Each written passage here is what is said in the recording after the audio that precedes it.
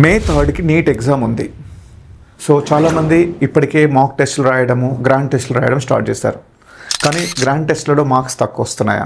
So దానివల్ల మీరు panic అవుతున్నారా? అయితే ఈ వీడియో మీకోసం.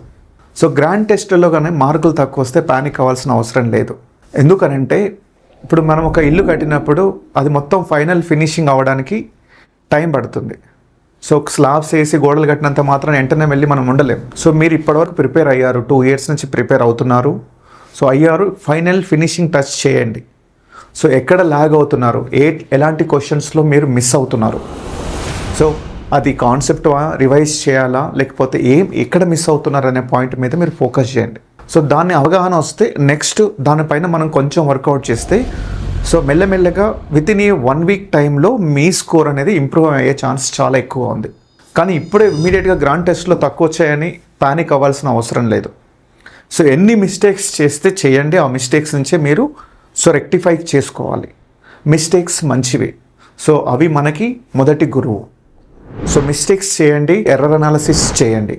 ఇంకా మీకు ఏమైనా డౌట్స్ ఉంటే నాకు కాల్ చేయొచ్చు, నా నెంబర్ డిస్ప్లే చేస్తున్నాను. Thank you very much.